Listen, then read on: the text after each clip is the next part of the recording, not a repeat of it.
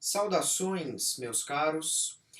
Neste vídeo nós vamos fazer um resumo sobre o procedimento comum no novo Código de Processo Civil. Observe, o novo Código de Processo Civil trouxe diversas alterações no procedimento comum, ok? A primeira grande alteração, que você já deve saber, mas eu gostaria de relembrá-lo, é a seguinte. Não existe mais, perante o novo CPC, a divisão do procedimento comum em procedimento comum ordinário e procedimento comum sumário. Essa dupla divisão desapareceu com o CPC 2015. Hoje, o que nós temos é apenas um único procedimento comum. Eu também gostaria de lembrar a você que, além do procedimento comum, nós temos diversos procedimentos especiais previstos dentro do Código de Processo Civil e, naturalmente, procedimentos especiais previstos em outras leis.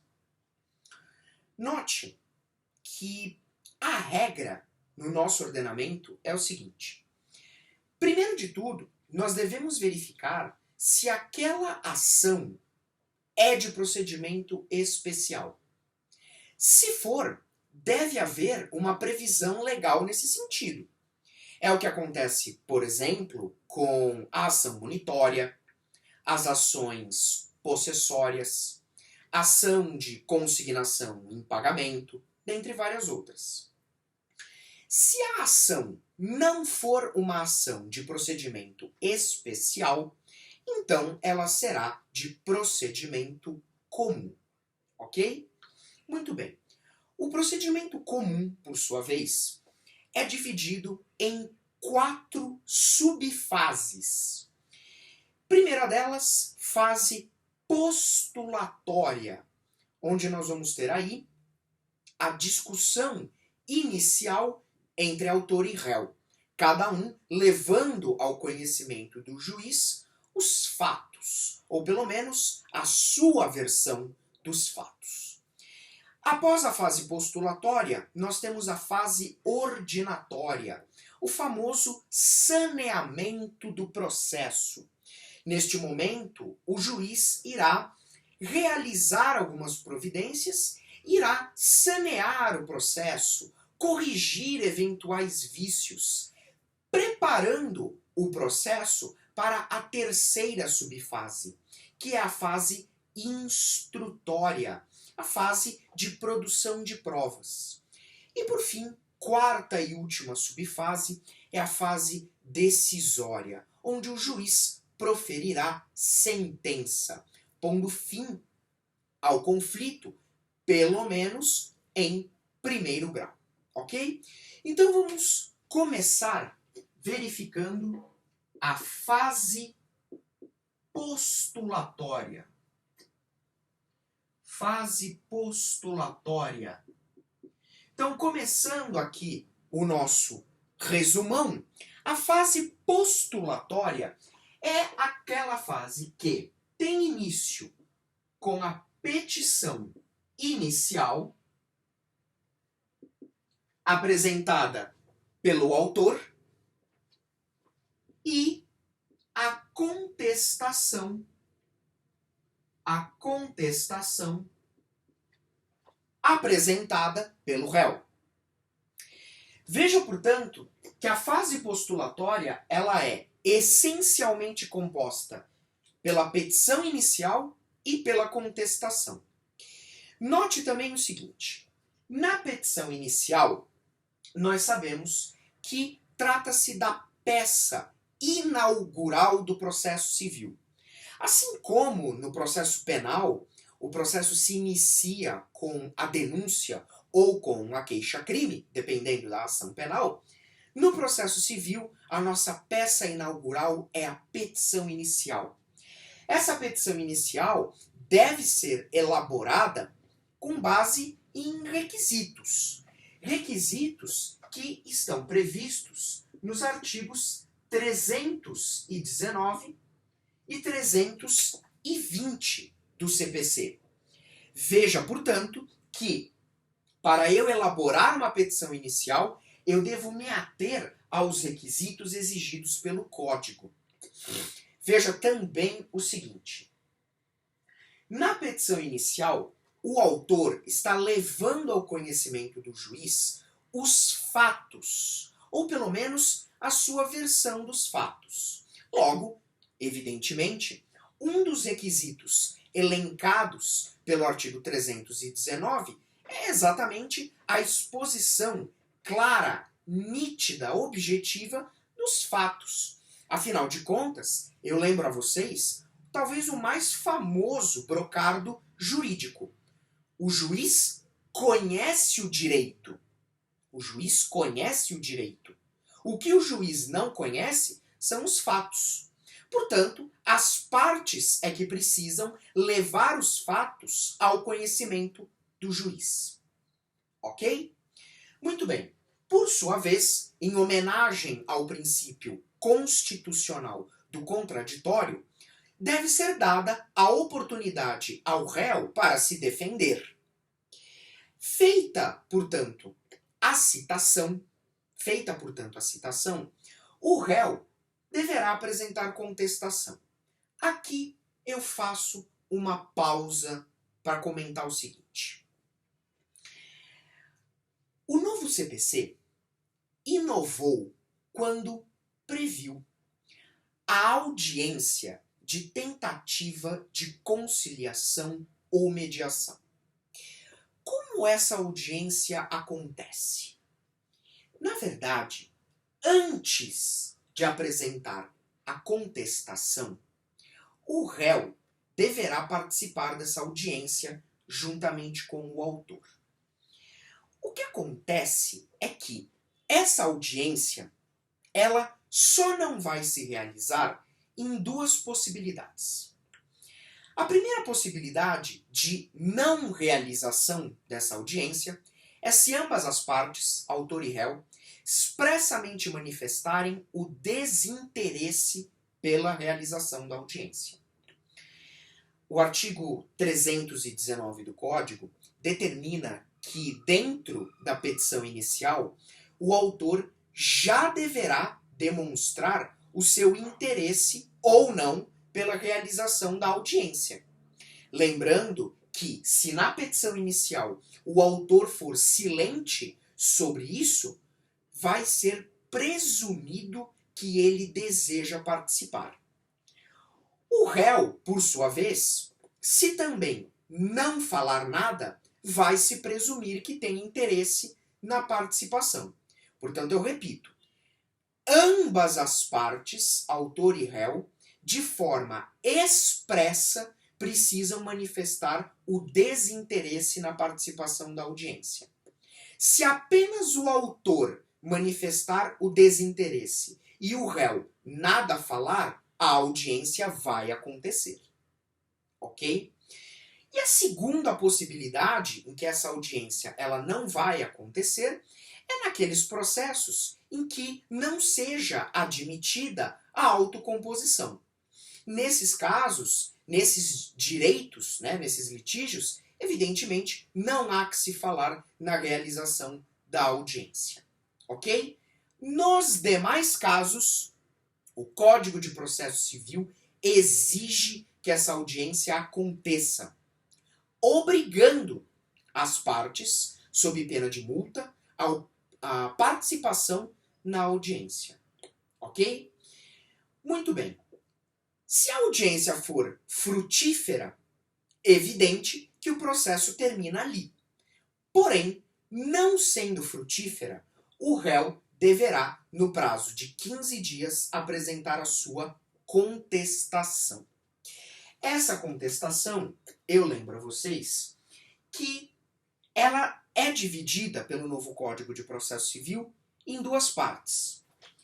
Conforme o artigo 337 do novo CPC, nós temos aqui o rol das chamadas preliminares, que devem ser arguidas, caso seja o caso, na contestação pelo réu.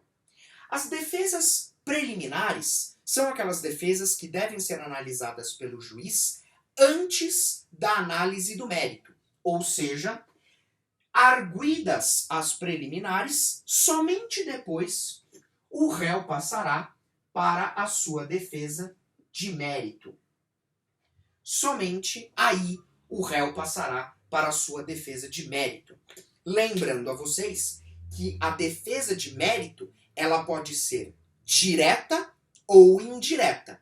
A defesa de mérito direta é aquela defesa em que o réu se limita a negar os fatos arguidos pelo autor. A defesa de mérito indireta é aquela defesa em que o réu vai alegar um fato impeditivo, modificativo ou extintivo do direito do autor. Muito bem. Essa, portanto, é a estrutura da contestação. Inicialmente, preliminares, 337, para só depois o réu enfrentar o mérito na contestação. Certo? Muito bem. Eu ainda lembro que o Código de Processo Civil prevê o instituto da reconvenção. Instituto da reconvenção. Sobre esse instituto, eu quero lhe falar o seguinte. A reconvenção já existia no Código de Processo Civil anterior. Todavia, ela foi, digamos assim, reformada pelo novo CPC. Veja que a reconvenção ela é uma faculdade do réu, ao passo que a contestação é um ônus. E qual a diferença? Qual a diferença? A diferença é a seguinte. O réu é obrigado a contestar? Resposta: não. A defesa não é obrigatória no processo civil. Então o réu contesta se ele quiser. Todavia, a ausência de contestação gerará prejuízos ao réu. Daí dizer que a contestação é um ônus. A reconvenção, por sua vez, é uma faculdade. O réu reconvém se ele quiser. E a ausência de reconvenção não trará nenhum prejuízo a ele. Nesse ponto, é muito importante a gente falar o seguinte. Se por um acaso o réu optar por não apresentar reconvenção, a pretensão dele, que ele, em tese, iria se valer na reconvenção, essa pretensão poderá ser pleiteada, melhor dizendo, em ação autônoma. Portanto, a falta de reconvenção não gera nenhum prejuízo ao réu. Se ele quiser, o Código de Processo dá essa faculdade a ele, apresentar reconvenção. Se ele não quiser, ele poderá veicular a pretensão dele por meio de ação autônoma. Qual seria o propósito da reconvenção? Ora, nós sabemos que a contestação é, por excelência, a peça de defesa do réu. A contestação não é feita para pedir. O réu não pede em contestação. Aliás, para ser mais preciso, só existe um único pedido que o réu pode formular na contestação, que é o pedido de improcedência da ação. Ou seja, o pedido de que o pedido do autor seja improcedente. A única coisa que o réu pode pedir na contestação.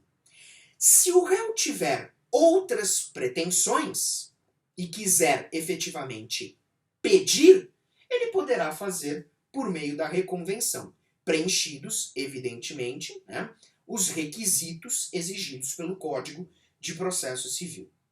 Ok? Lembrando também que uma grande novidade do CPC é que a reconvenção ela deve ser apresentada dentro da contestação, em que pese o novo CPC também permita expressamente o réu apresentar reconvenção sem contestar. Aliás, isso tem sido um ponto muito explorado em provas e concursos. Esses dois pontos. Portanto, preste atenção.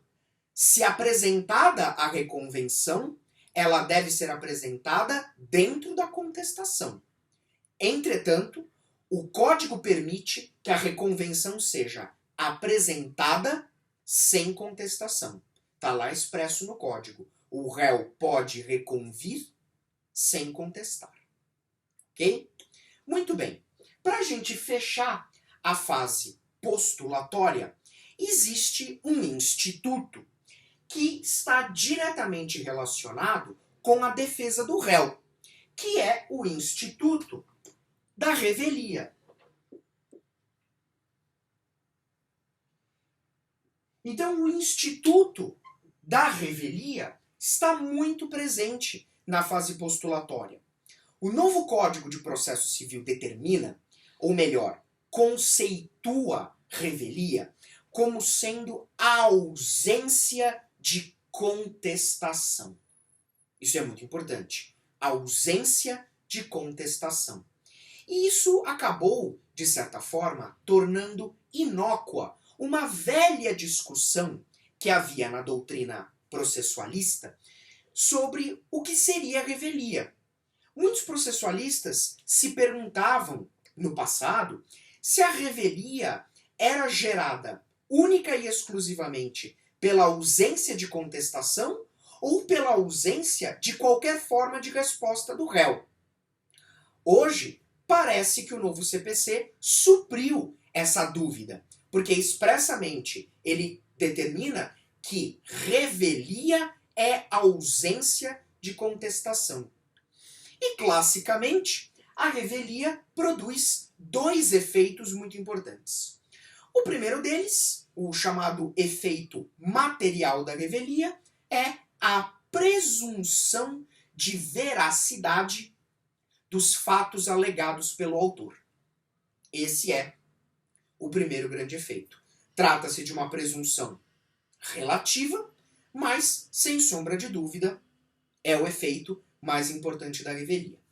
Ao lado desse, o outro efeito produzido pela revelia é a desnecessidade de intimação do réu-revel dos atos processuais.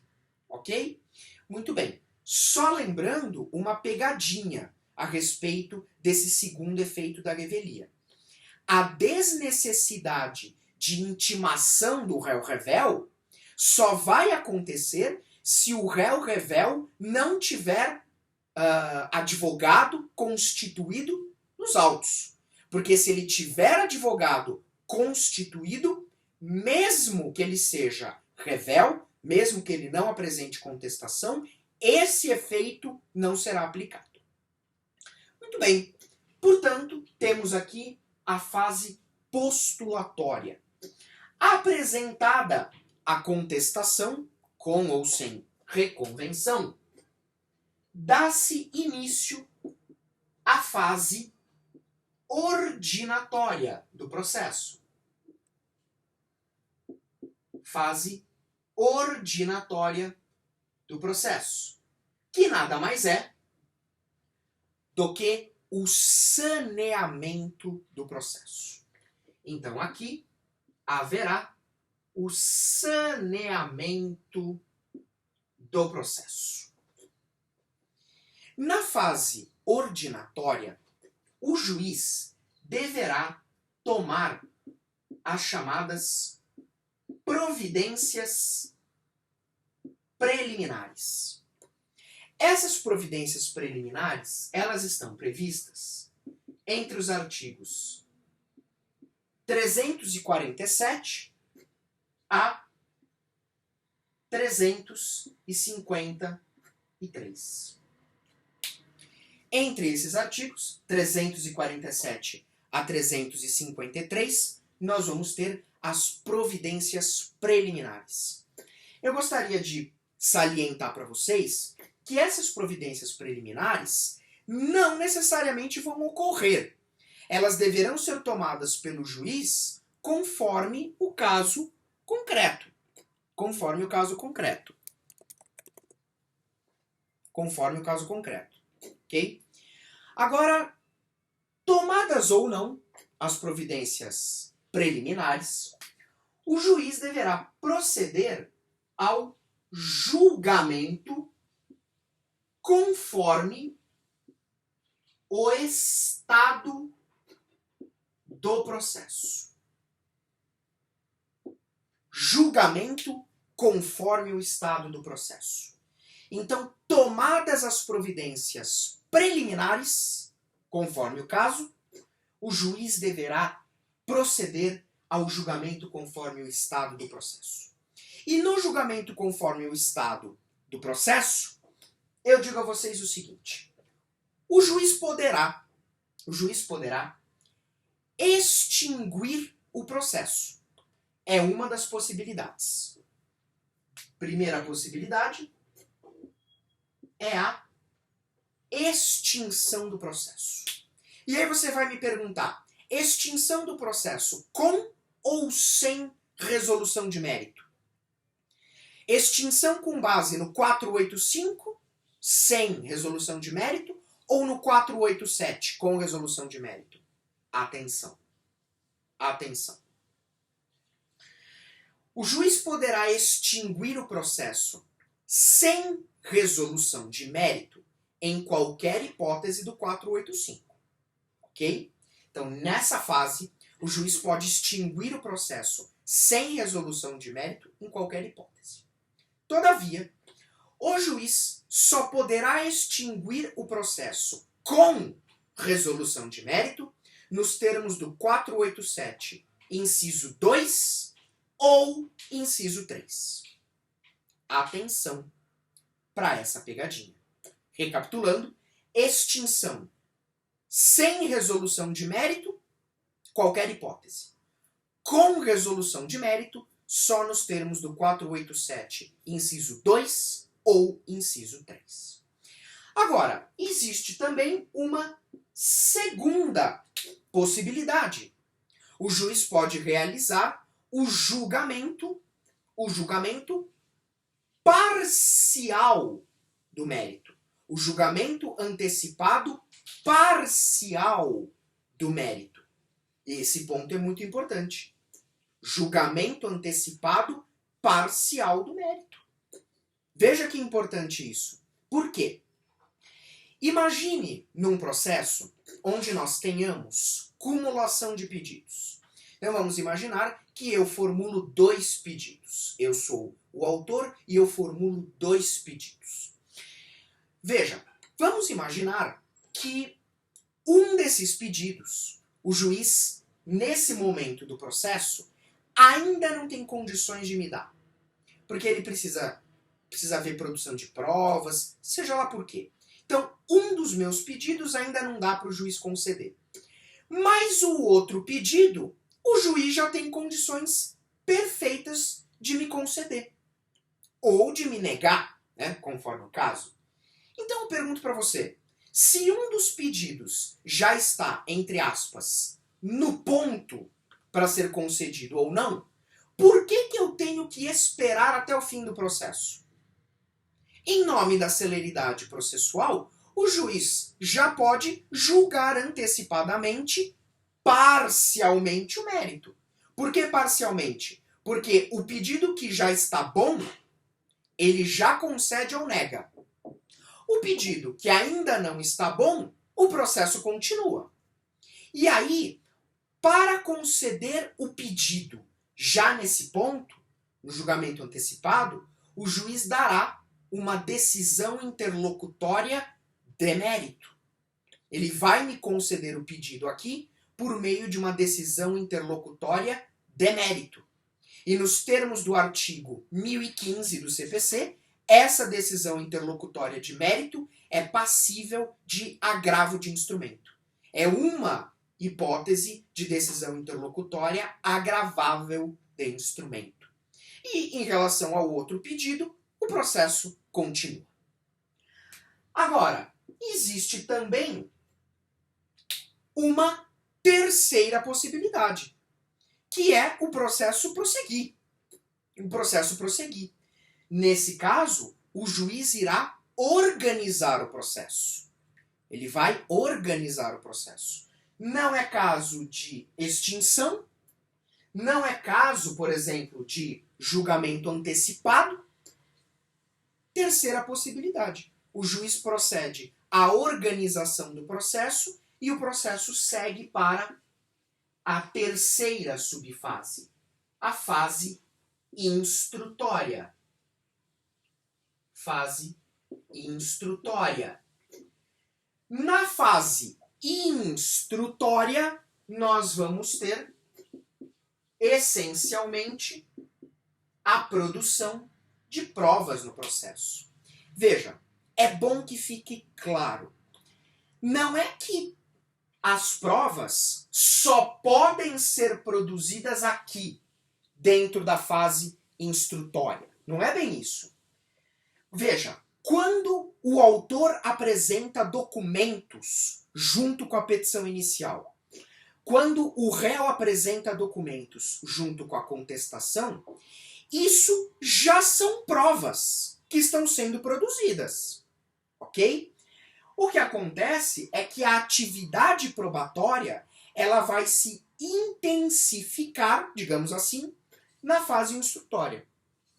E além de todas as regras relativas às provas, como por exemplo, ônus da prova e sua possibilidade de inversão, objeto da prova, os meios de prova admitidos pelo CPC, eu chamo a sua atenção para a realização da audiência de instrução e julgamento.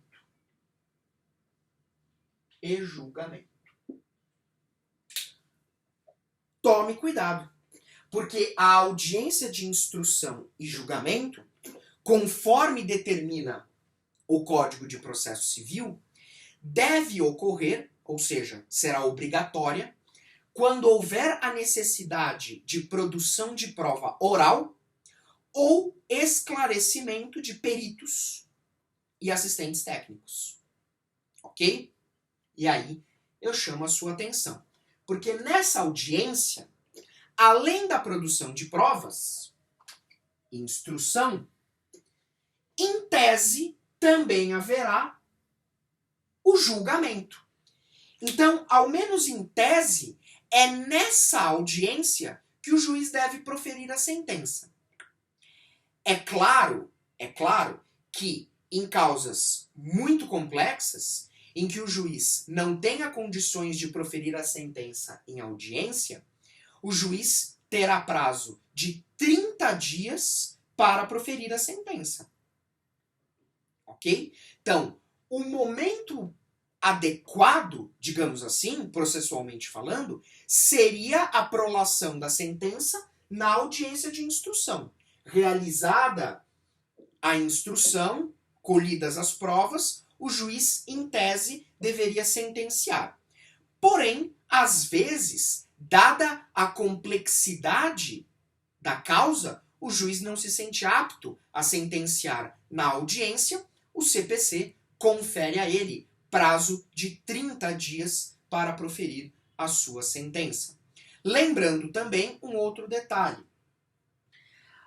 Na audiência de instrução e julgamento, nos debates, nas alegações finais, é possível que o juiz converta em memoriais. Também se nós estivermos diante de uma causa de alta complexidade. Ok? Muito bem. Finalizando, a última fase é a fase decisória. Fase decisória. Finalmente, nós chegamos no momento mais aguardado do procedimento comum. O momento em que o juiz deverá proferir a sua sentença. Pondo fim ao processo, pelo menos no primeiro grau. Lembrando só uma regra estudada lá nos atos processuais, que sentença é o pronunciamento do juiz que tem por conteúdo alguma das matérias do 485 ou do 487 e que ponha fim ao processo ou a uma fase dele.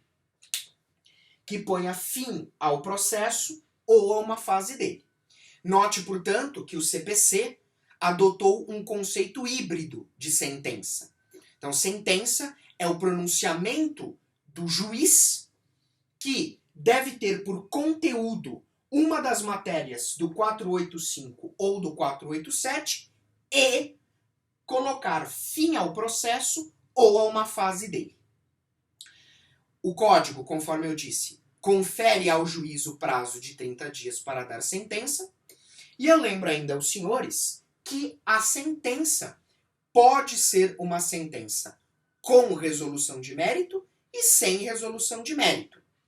Lembrando também que na linguagem processual, mérito é sinônimo de pedido. Mérito é sinônimo de pedido.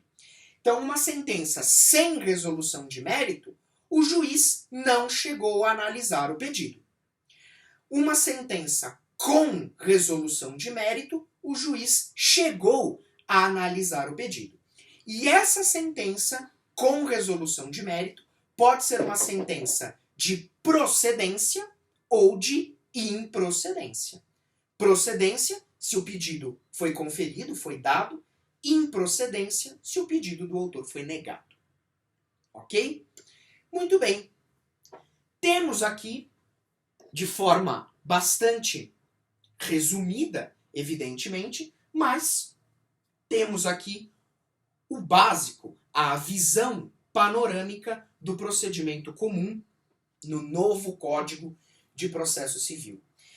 Eu ainda relembro que o procedimento comum, ele possui essas 4 subfases e eu não estou aqui entrando na questão recursal, porque a teoria geral dos recursos nos ensina que o recurso ele é um prolongamento da relação processual.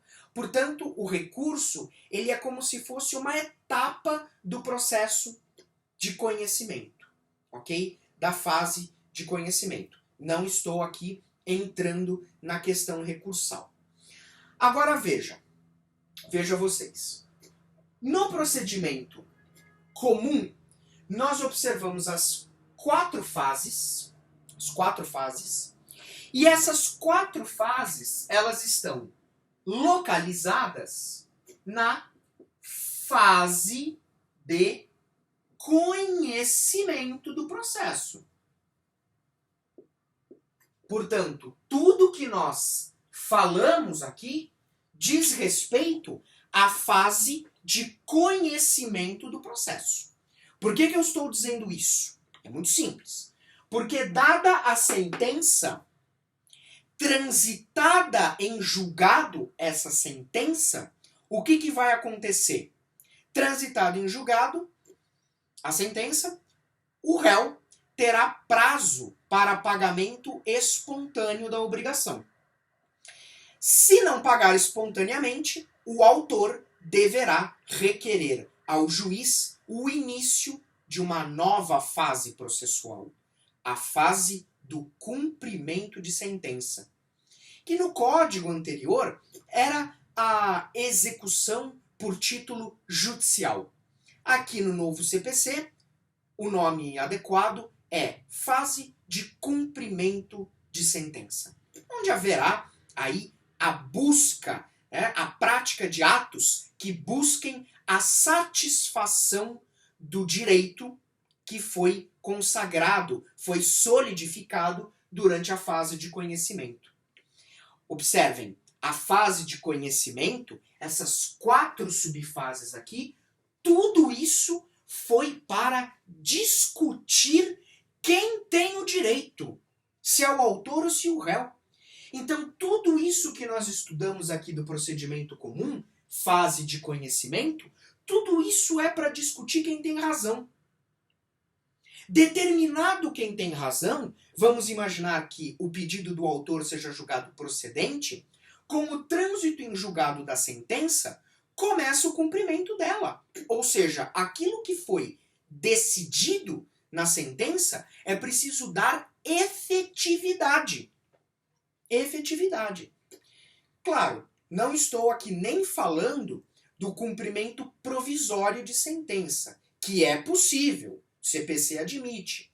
Cumprimento provisório é aquele cumprimento da sentença enquanto não houve o trânsito em julgado, enquanto ainda pende recurso.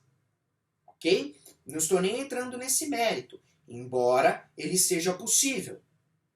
Portanto, vejam que neste vídeo nós procuramos fazer um resumo do procedimento comum, fase de conhecimento, ok? Analisando as 4 subfases: postulatória, ordinatória, instrutória e decisória. Espero que o vídeo tenha sido proveitoso, espero que auxilie nos seus estudos. Forte abraço e até o nosso próximo encontro.